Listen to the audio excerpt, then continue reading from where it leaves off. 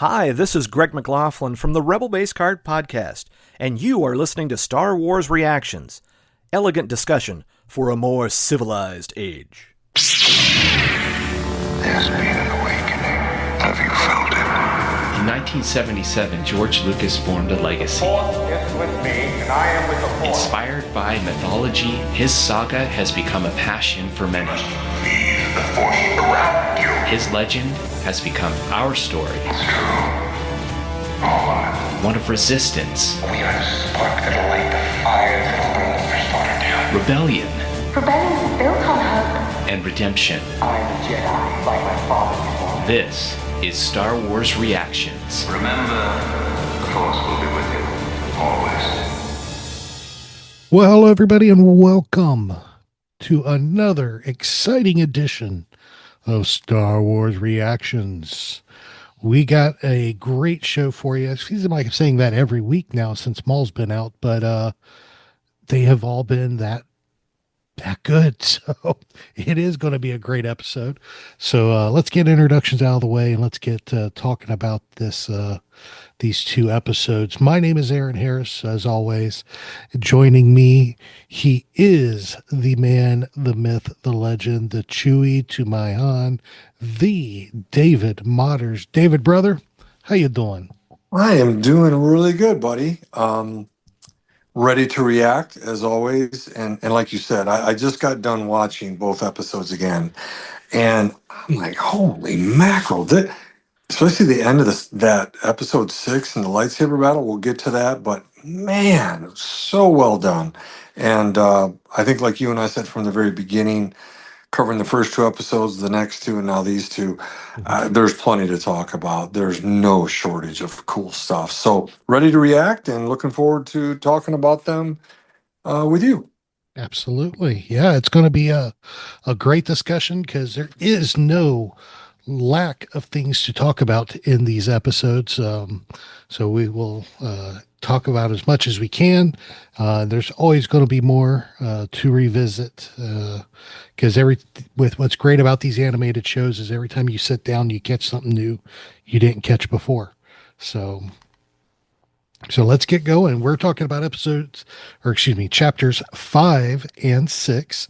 Chapter 5 entitled Inquisition, directed by Saul Ruiz and Tatiana Drury Carvin, written by Jennifer Corbett. We all love Jennifer Corbett. Yeah. Synopsis for Inquisition: Captain Lawson faces a sobering new reality. Then the second episode, which was chapter 6, Night of the Hunted, directed by Stuart Lee, written by Christopher Yost. And this episode pushes to their breaking point. Our heroes must have no choice but to run. And of course, both of these episodes released April 20th of 2026. So let's get going. David, brother, take us away with your initial reactions. Yeah, I was hinting at them just a minute ago as you were doing introductions. I just cannot believe how good this is. I mean, we've talked about the animation, the storytelling.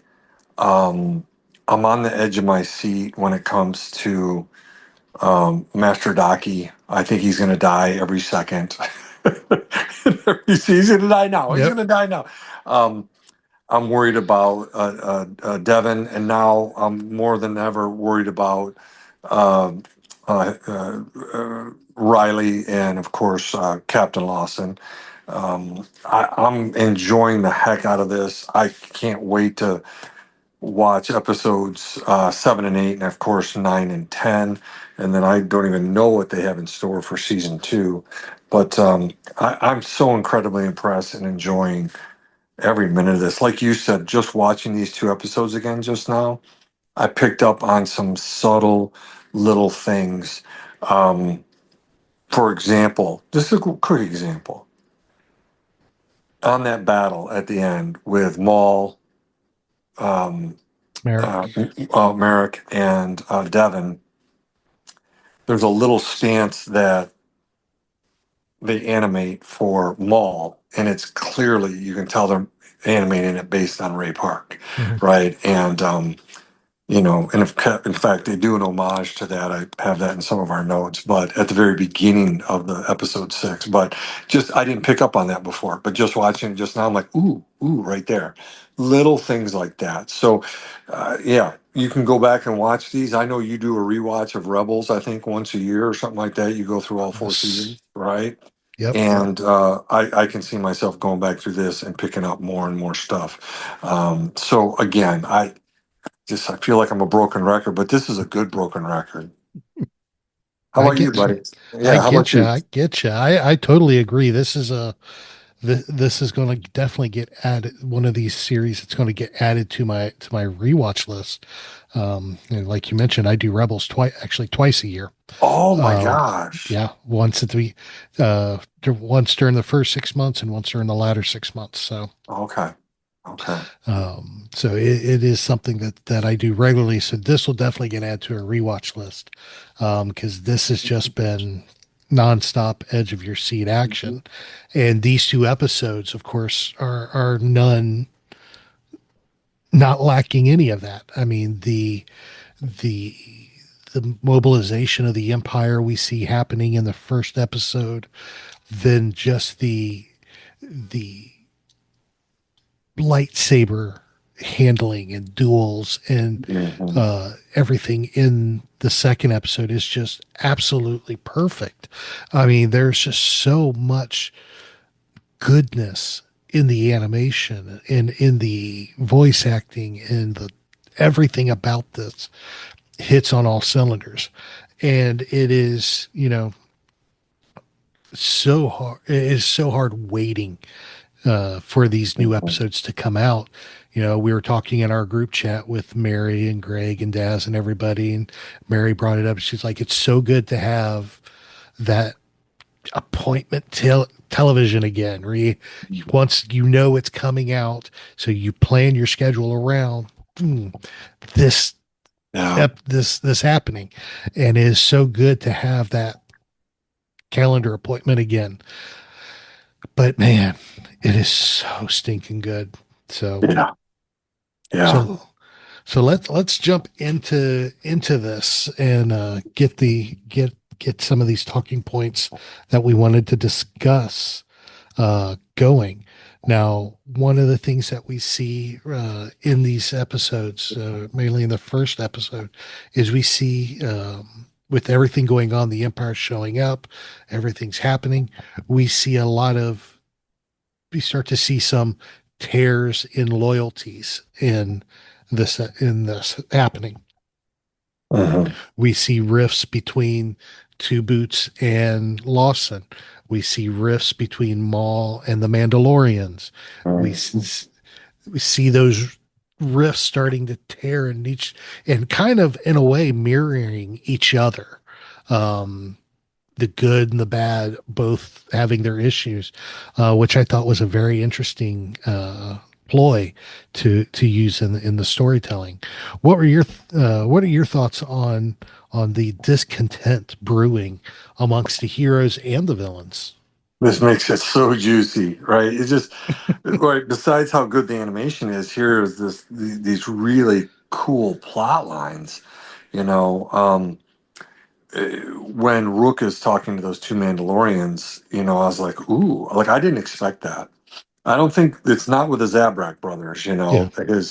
but with these Mandalorians, they just want money, right? But I think that if they're loyal to Rook, then she'll be able to keep them in line. I think it depends, right? It depends on how loyal they are to her, Mhm. and because she's loyal to Maul. Even Vanessa Marshall has talked about that Mhm. over on Pod of Rebellion. She's talked about her role as Rook, and she's a Maul DeLorean, right? Mhm. The other Maul DeLoreans, we don't see them. These guys are not Maul DeLoreans, right? That we saw in the Battle of Mandalore, Correct. or the Siege of Mandalore. Forgive me, and. But then on the other end, I like kind of the comic, just watching it again, where Two Boots is talking to another officer, a human officer, and it's like, they're just the Empire. They're so efficient. And, I think, Captain Lawson is going to be so happy, so pleased. All of a sudden, bam, his picture shows up, most wanted. And then, what is that Blake guy, the Commander Blake, or whatever, the Lieutenant Blake, nasty yeah. Lieutenant Blake comes over. And, I hope you guys don't follow your superiors' actions, you know. Yep. It was just perfectly timed, and but it just, it's, what do we call it? Drama. It's Mhm. drama on both sides, good guys and bad guys. What are you thinking about it? No, I'm enjoying it because it shows a side that we normally don't see. Usually we see when we see these type of divisions, it's the bad guys not getting along. We usually don't see that type of division amongst the good guys as well. So it's nice to have that Mhm. conflict on both sides. And the conflict on the good side is so different in the fact that it's not really it's more of a misunderstanding on a droid's part. He Right, he's right, not it's limited to the black and white of the immediate situation and the details it has, not necessarily the gut feelings and what is seen around based on experiences like Lawson has, which is why he's like, yeah, no, let's not call them in yet. Let's not involve them. No, let's leave them out because he's seen it all over the place. Empire comes in, they're not going to leave. Well, Two Boots sees the same thing, but he interprets it based on the report's data. He's Mhm. not reading, he can't read in between the lines. It is black and white. There's no in between the line reading. So I think that's a unique conflict there. And I want to keep rolling with Two Boots since we're talking about him because I had the opportunity earlier this week and to record with Greg over on Rebel Base Card. It was me, Daz, and Mary Purdue, and of course Greg. And we had a great time discussing these episodes. And what the question that I had was, how does Two Boots adjust to this new reality? Because he's all excited, like you mentioned earlier, the Empire is so efficient, everything is going so good, this will be wrapped up in no time, Captain Lawson will be excited. And then you have Blake look at him and say, those boots aren't regulation, get rid of them. right, And of course he's a droid, so he doesn't have facial expressions, but you can see his eyes slightly adjust, and it just his temperament changes almost to like, oh, wait, something's not right. right, Maybe something Lawson, and almost coming to a realization that what Lawson had been telling him was finally hitting home, and how that's going to affect him going forward. Um, and I wanted to get your thoughts on that because that as wow. Two Boots is about, I think he's about to go on a major growth in his character. Yeah. You know what you got me thinking about? Is, again, we'll just jump into a mini psychology corner here. All right. Is, remember before, again, I talked about this with Dan on CWK, covering the first two episodes a couple weeks ago. Is, there's lying by omission, Mm-hmm. there's lying by commission, right? Lying by omission is leaving information out. Lying by commission is actually telling a lie. And then we add more to that and say that when someone does a blatant lie to you, Aaron, to me, to any of the listeners on this podcast, you're kind of like, oh my, okay, that man or woman, that boy or girl, that teenager, just a blatant, just way off. Everyone knows it's false. The hardest thing to deal with is discerning when someone conveys truth to us, but there's also, like, not all the data, Mm-hmm. right? And so in this case, Two Boots is dealing with a similar situation to what humans deal with. So he's got data about the Empire. oh, they're efficient and they seem to come in and they're bringing us reinforcements to deal with this bad guy Maul. But there's more information that he doesn't know that Brandon Lawson knows, right? So as he gets more data, more information, it makes it easier Mhm. to discern who's right and wrong, who's good or evil. And Two Boots is starting to get that data. Yeah. And that helps us, right? More information helps us, accurate information.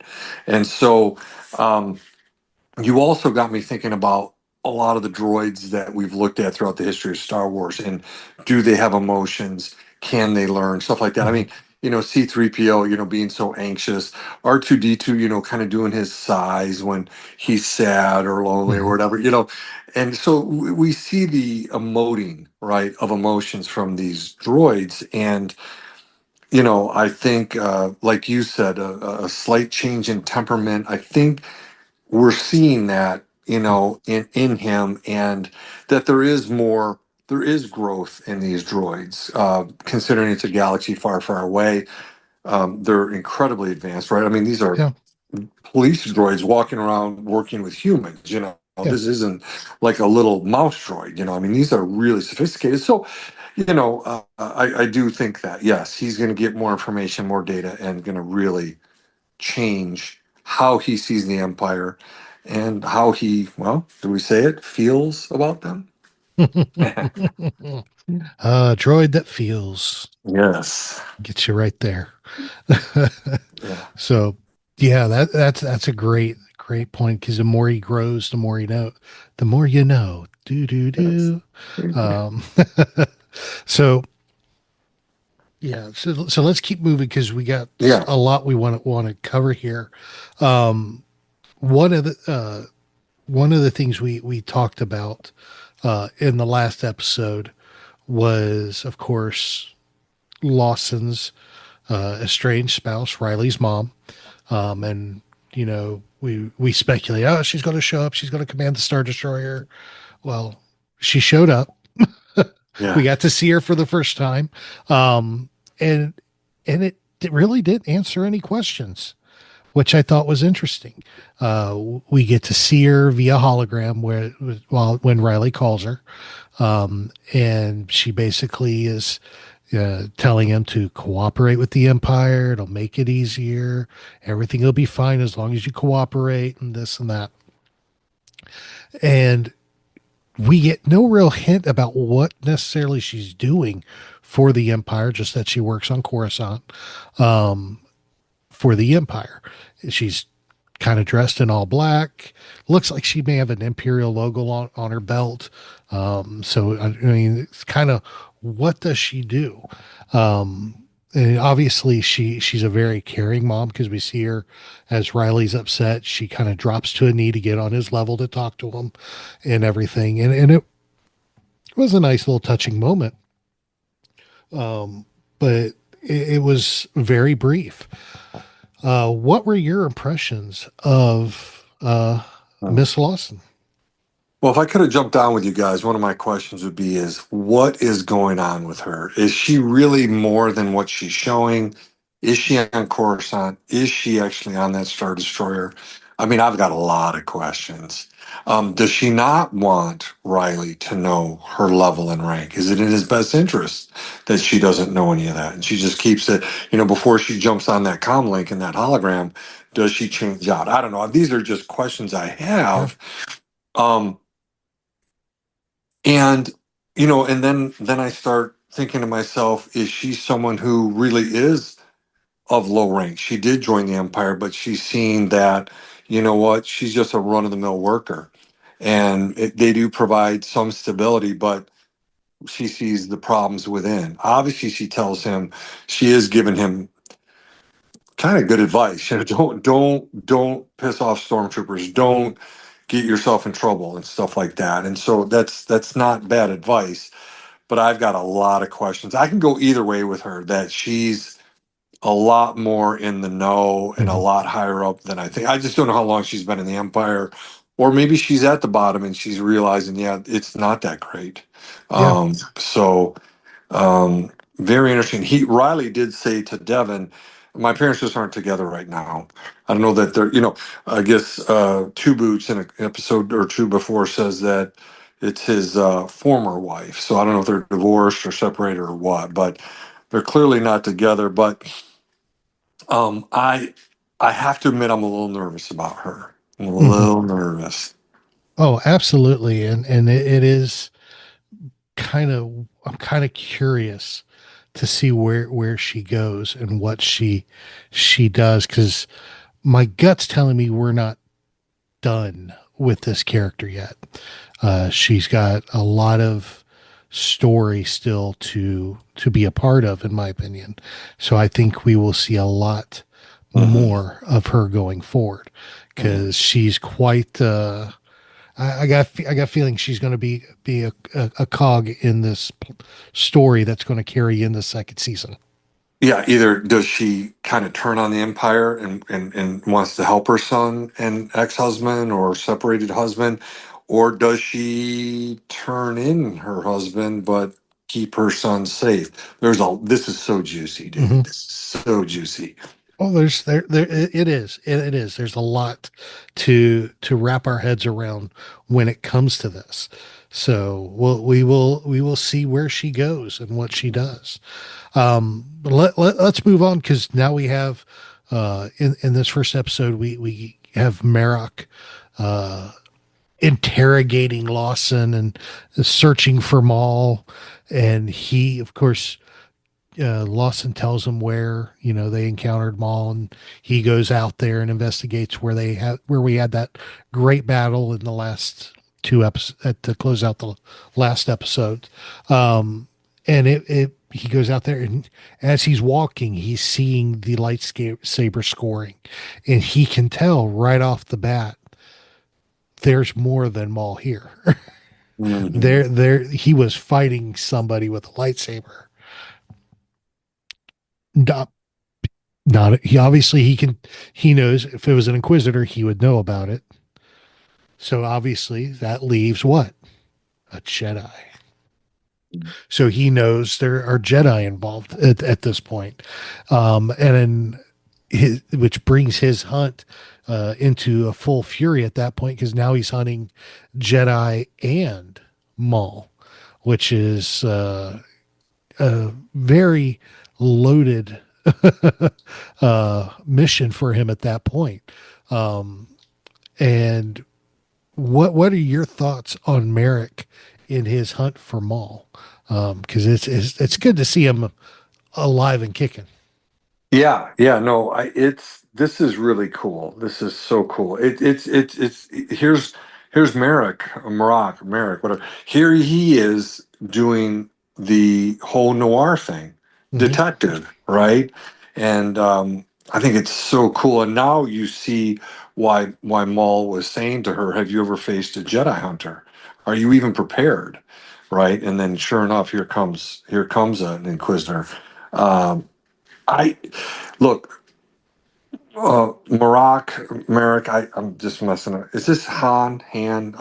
You know, Han, hand, you know. tomato, tomato. I was gonna say he um he is way cooler in this than what we saw in Ahsoka. Hmm. But this is where when Dave Filoni had him disappear, like had the green Hmm. essence that we saw in Savage at the end of season 5 of the Clone Wars when he's defeated and the green mist goes out. You see that in him, and a lot of people were just like confused. And it's just Dave Filoni just putting a little thing out there. I'm going to come back around to it. I'm going to give you this backstory, and I think we're going to see that here either this season or next, where because Maul's involved with Night Sisters, right? Hmm. So is um, a Maroc at some point. So this will, be teased out. So I'm fascinated to see it, but I love seeing him in a detective role, just like by Brander Lawson. So Hmm. yeah, and of course we can get to it in a little bit, but his lightsaber stuff. But in this episode, he's very much um, Mr. Detective Gumshoe Noir. So yeah. Oh, very much. He does a fantastic job in this episode.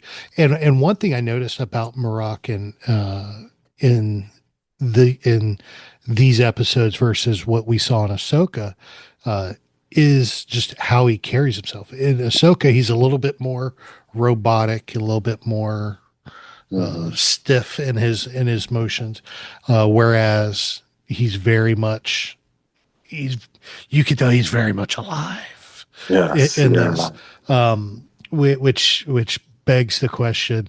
Of course, we know the Night Sisters can bring people back to life, and when they get killed, the green mist comes out, the Mhm. power escapes. So, does Merrick get killed and Night Sisters bring him back? We'll find out.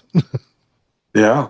Here's another little angle to think about too. And you and I met her in September, but Nika Futterman is Yep. Asajj Ventress, and she is brought back, of course, right? Yep. And Tales of the Underworld, World. right? I think. Yeah. So she's around at this time, and I don't know, she's brought back herself, right? Yep. And so I don't know. There's a lot of stuff going on here, but Oh man.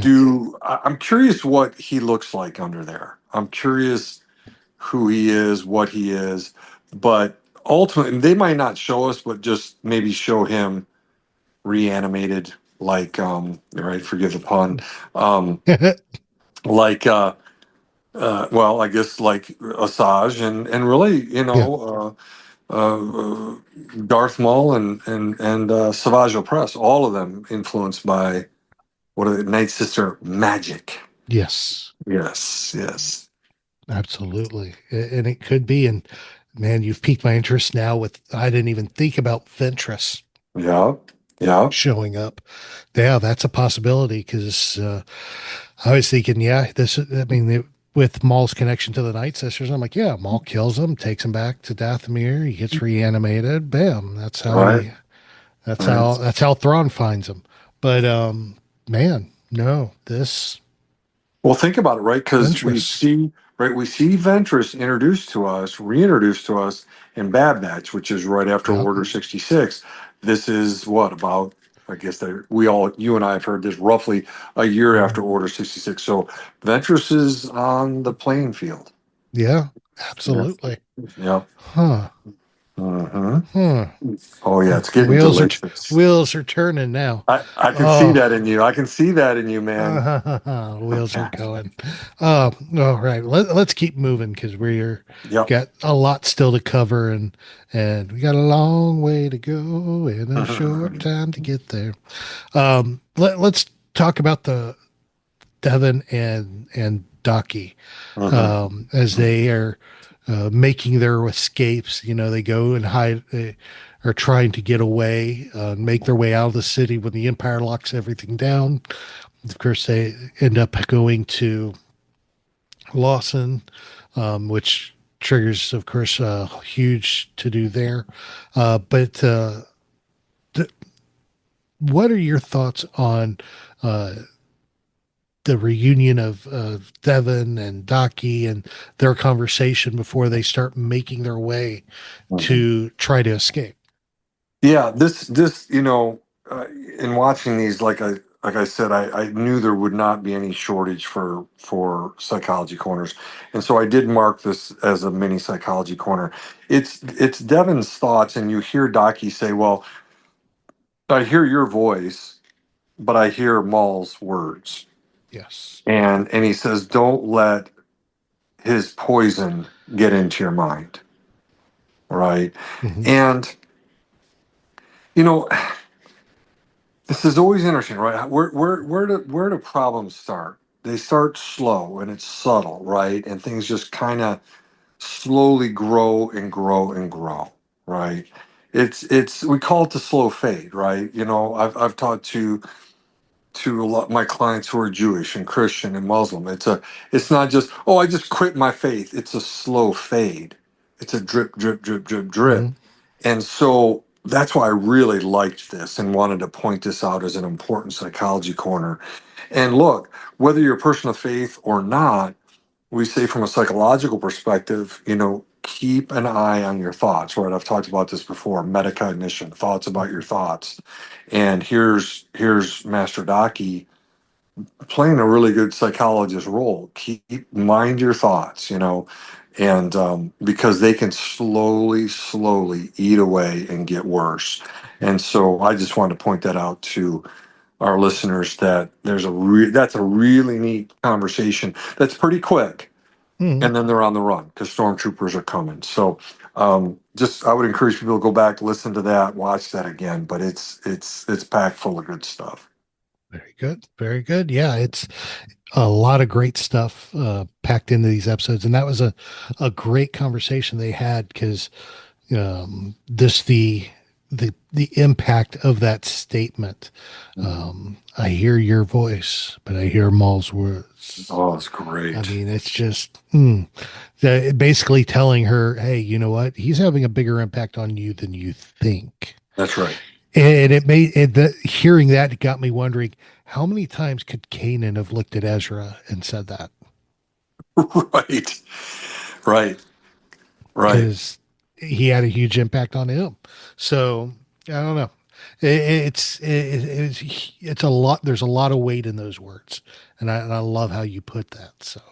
Yeah. So of course I want to keep moving, because Devin plays a huge part in this in chapter 6, as they're making their escape from Merrick, who finds them at Lawson's residence, and makes his escape. They end up going to was it I just blanked on her name. Oh, Rena Arena. Soul. Yeah. They end up going to Rena Soul for help and everything, and things get a little out of hand, and they get separated. Ducky and Devin and Lawson and Riley do, and Riley and Devin end up on the subway train again, Yeah. with Merrick in hot pursuit. Oh, so And good. we get, and this is where we get to see Devin really come into her own, as she is just battling Merrick and really holding her own. I mean, Merrick obviously has the upper hand, and we see him take her down several times, and there's several times that's just close to beating him, but she is constantly pushing back and fighting, and which makes it extremely intense, because the whole time she's trying to keep Merrick away from Riley and protect him, and all Merrick wants is Maul. And I love that scene where he's got her pinned down, lightsabers are crossed and they're glowing, and all you hear Merrick say, "Where is Maul?" And all of a sudden you get it, your hair stands up on your arm as you hear Maul say, "I'm right here." And he turns around and there's Maul standing on the high ground. Yep. Can't tell me he didn't learn anything from Kenobi.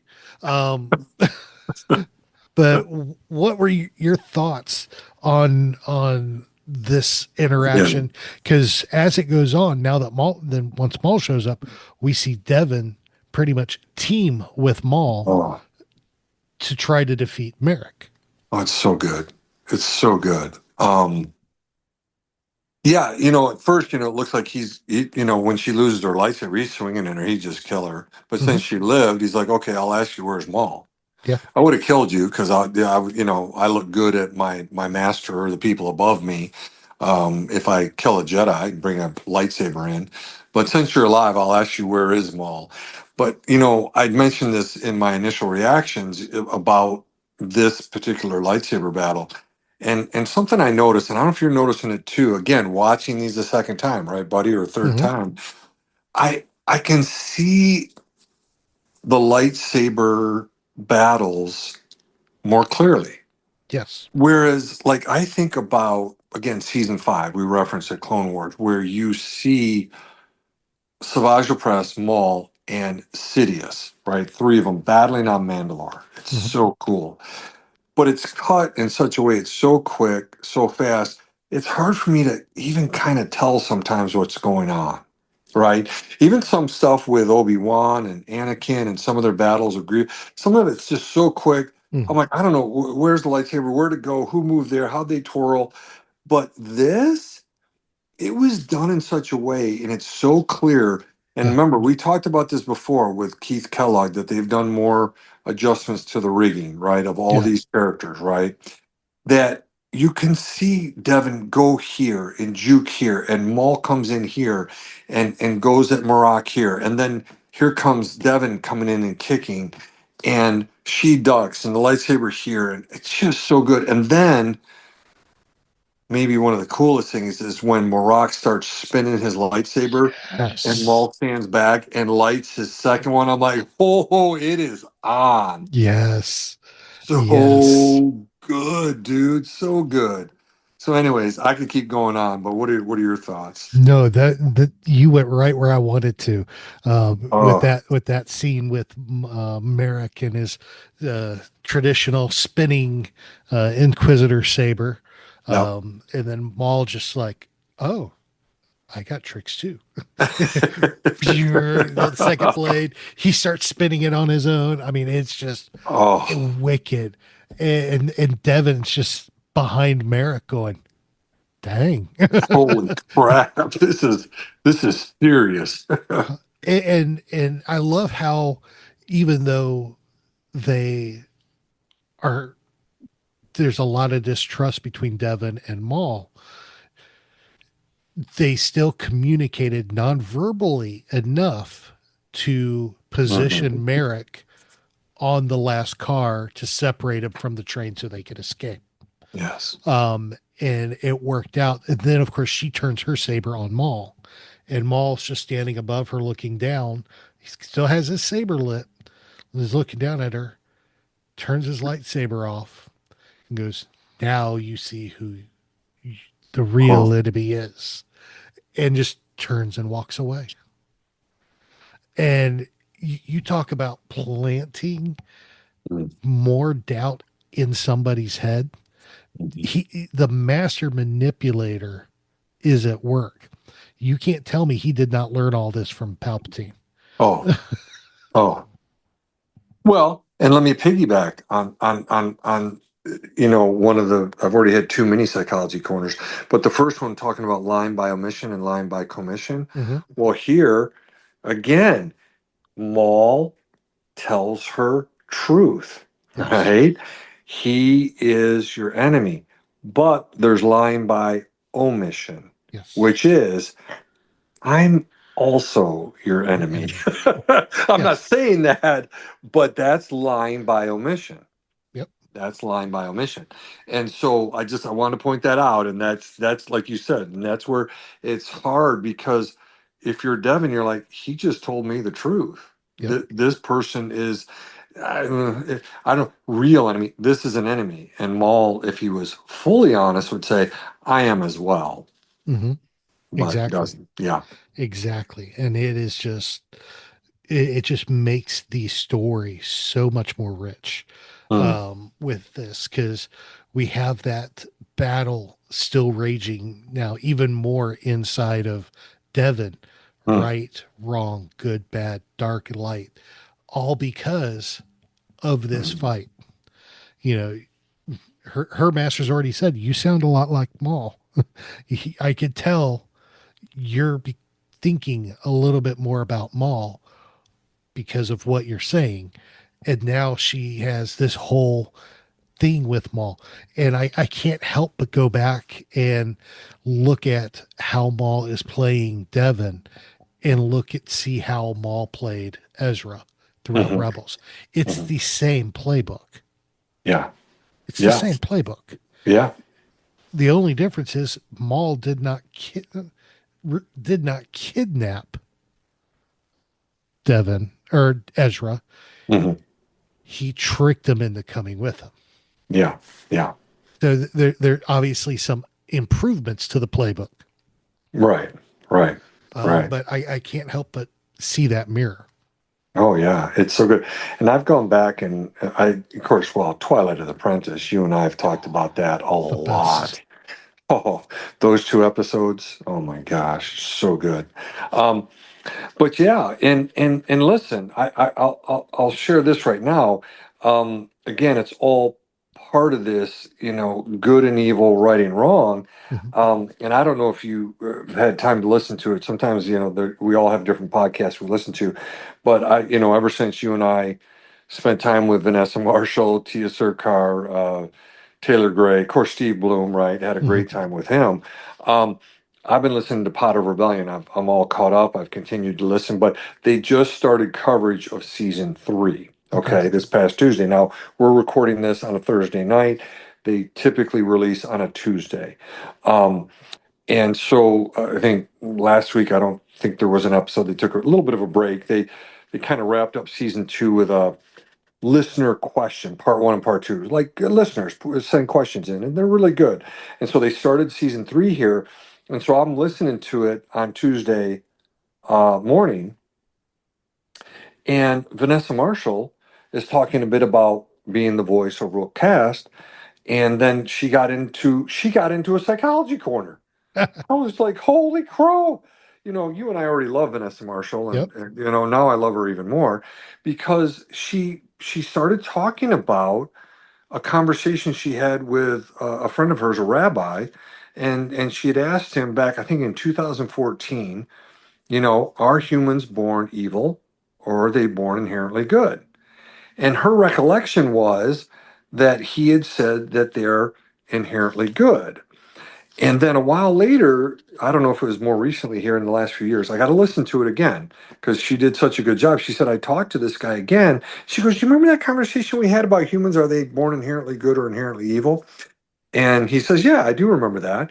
And she goes, "Do you still kind of feel that way that humans are born inherently good?" And he goes, "I never said that." And I don't know if she just didn't remember it accurately or whatever. And I thought, yeah, any Jewish rabbi, I mean, look, in Genesis, it's the Jewish people and in the book of Genesis that Mhm. tells us that here's evil coming into us as humans, and it's been part of us since the beginning of time. Yeah. And so it was just fascinating to hear, Vanessa Marshall talk about that subject. Yeah. Of course, we could talk about that till the cows come home. Are humans inherently good? Are they inherently evil? You and I have our thoughts. I've talked about this before on the podcast. This might give the answer. My kids, when they were little, they lied, and my wife and I never taught them how to do it. Nope. Right? I've said this before in parenting. Right? I've worked with thousands of parents. I said, "Hey, mom and dad, hey, did you sit down with your kids? Hey, kids, 1 kid, 2 kids, 3 kids. Hey, okay, you're 1, 2, 3, 4, 5. Okay, mom and I, or dad and I, we're going to sit here and teach you how to lie." Parents don't sit down and do that, No. right? And I've said that for years and years and years. My wife and I did not set our 2 kids down and teach them how to lie, but they both knew how to do it. Yeah. Why? Because it's in them. Mm. It's a Human tough nature. one. We don't want to hear that, but it's in them. And Well, and it's not that we don't have good in us too, but let's be honest with ourselves here. So let's not lie by omission. I won't do that. Or commission.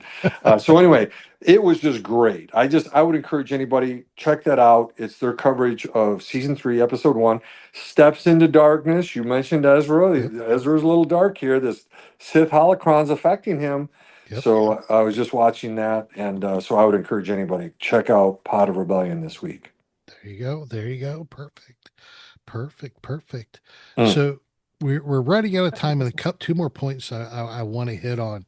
One is the opening of chapter 6, Mm. um, which I thought was just honestly absolutely fabulous. We see it toward the end of episode 5, we see Maul getting his robotic knee fixed, which Docky had damaged. Um, Mhm. and so we see him finally getting that fixed by Icarus. And the beginning of episode 6, he is basically he's working that knee out. He is doing his calisthenics.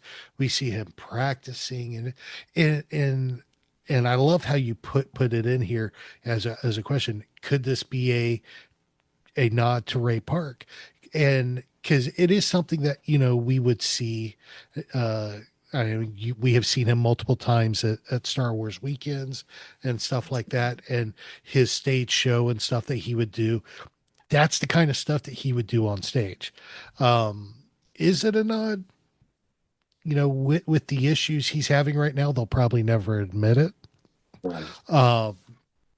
Which we are praying and wishing for him the best and the help that he needs, but I mean, it could be. Oh, I think it is, and they probably animated this and it was done before some of his most recent things. And I'm with you. I just feel for him. I want all good things for him, and we all are imperfect, right? We just Yep. talked about it, right? Things are the problems that we have inside of us, and Ray Park is no different than anybody else. He's just really struggling. But that's why I mentioned it, because when you look at that sequence of moves that he does, it's not just you and me seeing him in the Phantom Menace. It's not just seeing behind the scenes stuff. Even when they brought him in to do the movements, remember Dave Filoni had Yes. him come in to do the movements, and they animated off that for his For the battle with Ahsoka. Yep, the motion capture. Yep. Right, motion capture when they battle on Mandalore. Well, you and I, like you said, I can't tell you how many shows I saw sitting in the premiere theater. Here's Ray Park talking to James Arnold Taylor, and he goes through all his moves, and watching him jump and move around. I mean, my kids were on stage with him, right? I remember I've got, my two kids up there in 2012 on the stage with Ray Park. These are his moves. I mean, so like you said, you beat me to the punch. You and I have seen him in person do this. Yeah. Even this, when he would be in the parade, sometimes he would get out of the car, And do right? the moves. And do the moves, right? So we've seen these so many times. And so I really think it is, but I agree with you that they're not going to comment on that, but that's Ray Park.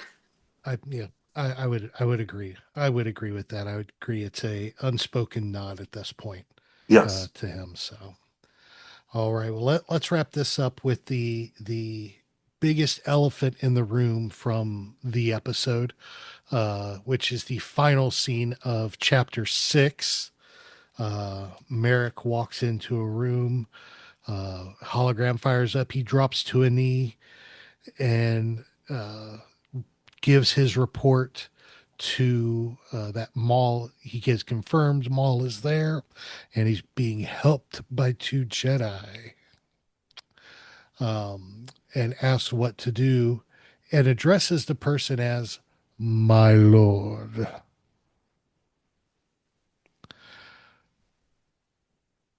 Then, of course, the episode ends. We never find out who it is. Glorious cliffhanger, don't you think? Oh, yeah.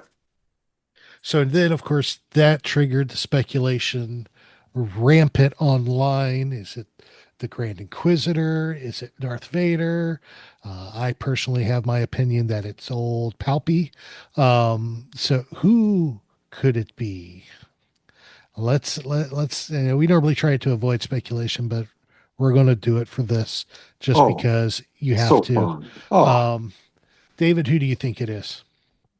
well, we were texting about this, and you We got me text them a thinking. lot. Well, yeah, and you got me thinking about Palps, and I initially thought, well, probably not, but then wait a minute, but because maybe so, because Palps battled Maul Mm-hmm. and Savage, put him in a prison, and of course, Son of Dathomir talks about Yep. that whole thing, and then he escapes, and I think Maul is or Palpatine is very interested in what Maul's doing and how he can be a big problem. On the Mm-hmm. other hand, I do feel like there is chain of command, and that it seems like it would be the Grand Inquisitor um, right now. Yeah, right. Because Grand Inquisitor, yes, he doesn't die until Rebels. Okay, yes. Mm-hmm. So this is yes. So he's in play. Yeah, we even see Grand Inquisitor in Obi-Wan, which Yeah. is 9 years after this, right? Yes. So I'm gonna I'm gonna go with Grand Inquisitor because I wonder again going into season 2 if we start to go up to Vader to Palp. So I'll go with Grand Inquisitor. Okay. Okay. I respectfully disagree.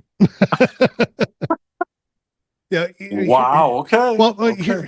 here's my line of thinking. One, Okay.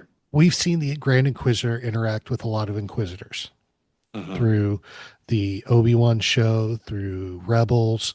Not once did any of them refer to the Grand Inquisitor as my lord. True. Okay. True. Second, who has the most to gain by keeping track of Maul? Who has the most to lose if they don't keep track of Maul? It's not Vader. It's Palpatine. He's Palpatine's. He is the thorn in Palpatine's side. He has been a menace, no pun intended, since he was resurrected in Clone Wars to Sidious. He wants nothing more than to destroy Sidious. So I believe it's Palpatine. I believe Merrick has an underlying order from Palpatine Mm. saying, hey, you're an Inquisitor, you report to Vader, but if you come across this guy, you report directly to me. Don't go to anybody else. You come directly to me. And I think that's what happened. Because even if you look at the hologram, the way the hologram is angled and what you see is just the robe. Yeah. It's not draped like Vader's cape would be. Right. It's draped like a hood over the head of the emperor. Yeah. So I believe it's Palpatine. Well, and Darth Maul or Maul, Darth Maul, Maul does name drop Palps a Yeah. couple episodes ago. That's who I'm Mhm. coming for. So you make a very good argument. Mhm. So All that's right. my belief. If I'm wrong, so be Yeah. it. But Yeah. it is my belief. I agree. But Palps has more to lose than Vader because Yes. Vader could then move up. Yeah. Yeah. Well, it's not even that. Maul knows how he took power. Mhm. That's true. Maul can root. I mean, Yeah. it's not just a Sith challenger. We're talking about political ruin Mhm. at this point. Granted, he's in power, but these stormtroopers and stuff, these are sold into the Empire. Well, then if you find out the Emperor took Right. power manipulatively and actually caused the Clone Wars, guess what? Your troops are going to turn on you. Yeah. That's true. So He there's does a have that lot knowledge. to lose Hmm. by letting Maul exist. Well said, buddy. Well said. And that's where I am at. So, anything Well, else you want to touch on before we go into final reactions? no, I feel good. I feel good about what we've covered. Excellent, excellent, excellent. Well, I will kick it off. Final reactions. I tell you, it is hard sitting back and saying it gets better each week, but it does get better each week. These episodes are just building on each other. I love how the whole season has just flowed one right into the other. There has been it's you really need to see the whole season in order to understand what's going on. You can't just watch one episode and be like, pick up what's happening. This is a nice flowed arc, and I'm loving every minute of it. It has been exciting. The animation has been top notch. The music was perfect. Oh my gosh, the Kiners. Oh God, I love the Kiners. Um, Fantastic, and the imagery they put in these two episodes has been just absolutely incredible. From even some of the things we didn't even get to touch on, like the dropship chase through Oh, Janix. oh, The fire erupting in Lawson's cabin. As the fire erupts, you see the photo of Lawson, his wife, and Riley just shudder out as power gets shut off, just disappear. Like the symbolism in that, I could tell you, is probably huge. But just everything about this has just been incredible. And I cannot wait to see where we go next.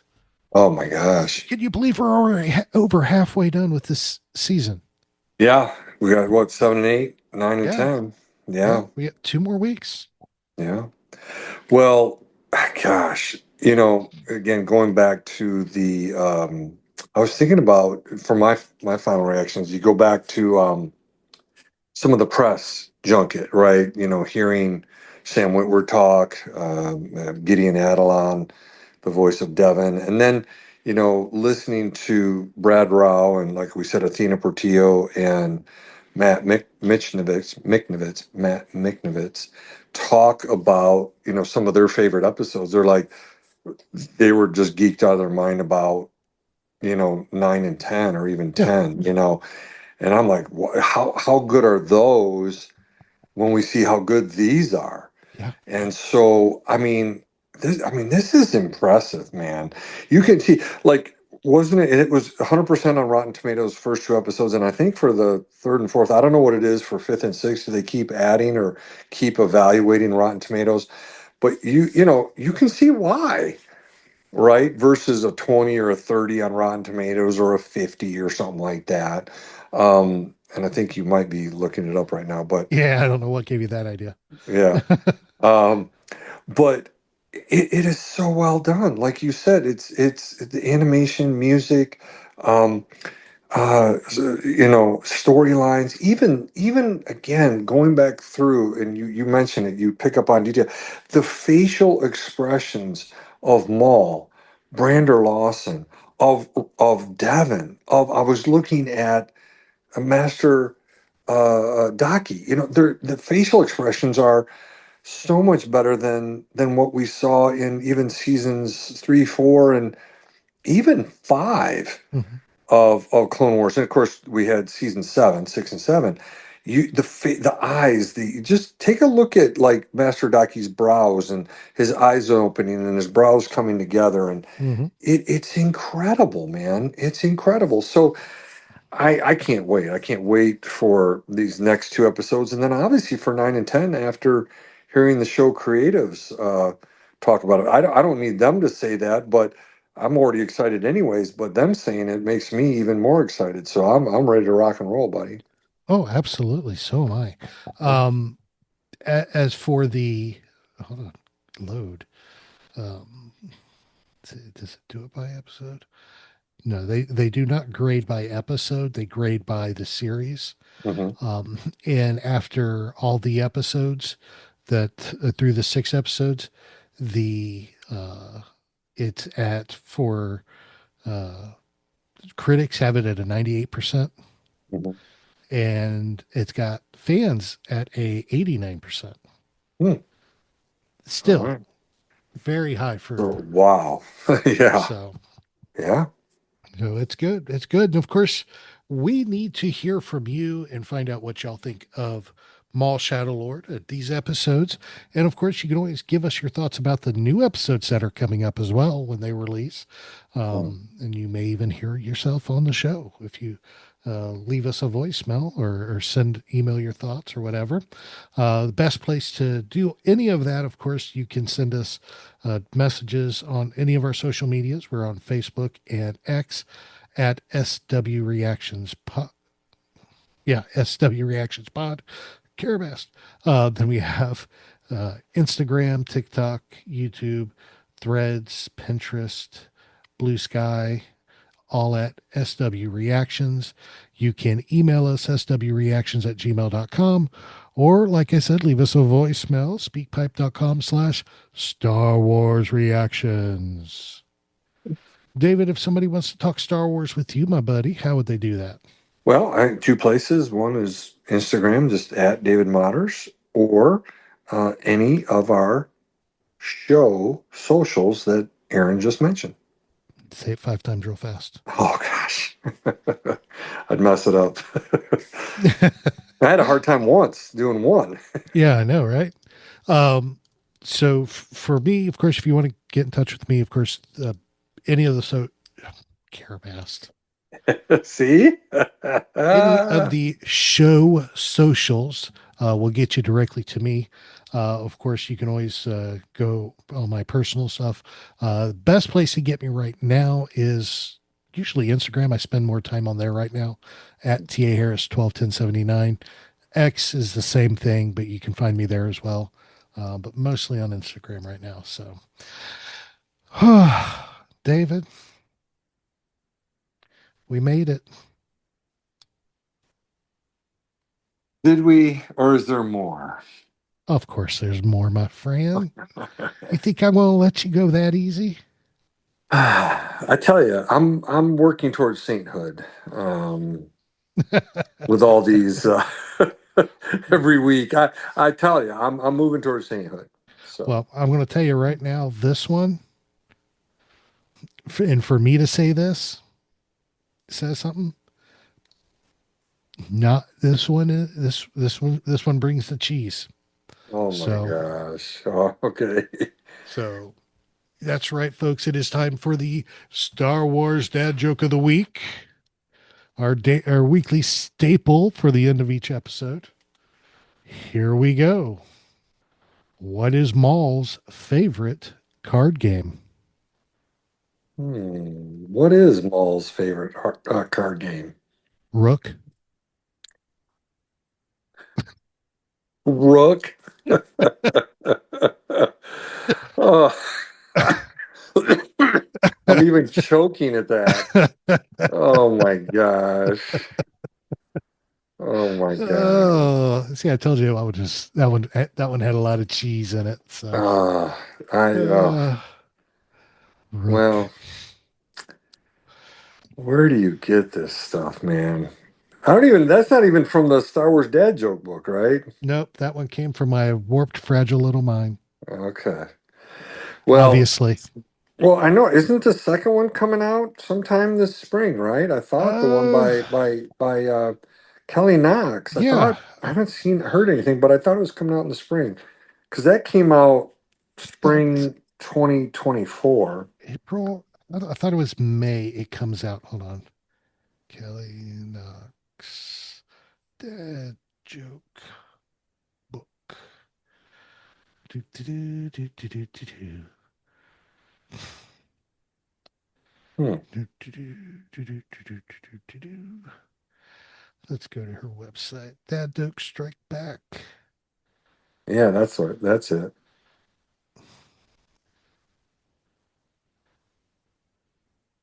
Any info on? It's not telling me when it comes out. Hold on. Huh. Well, let's see. We got to help her improve her website. You got to let people know when that thing's coming out. Barnes and Noble's helping me. Oh, comes out next week, 28th. Oh my. Okay, so April. So it was April 28th. Oh, I was nice. gonna say I thought it came out this month. Yeah, I thought it was too. A spring. All right. Well, guess what? More for Aaron. Yes. More for me to have fun with. Thanks, Kelly. Not. With or without Kelly, I would have come up with them anyway. Yeah. Oh, absolutely. All right. Well, David, this has been a blast, my friend. Absolutely. Absolutely. Absolutely. Thank you. And of course, we want to say thank you, everybody, for joining us this week. And we love y'all, appreciate y'all, praying for y'all, and appreciate you more than you'll ever know. Wishing y'all the best in everything you do. Of course, with the craziness of this world, just, go spread a little kindness out there. A little kindness will go a long way, and you'll never realize it till you do it. So remember, this is your place for elegant discussion for a more civilized age.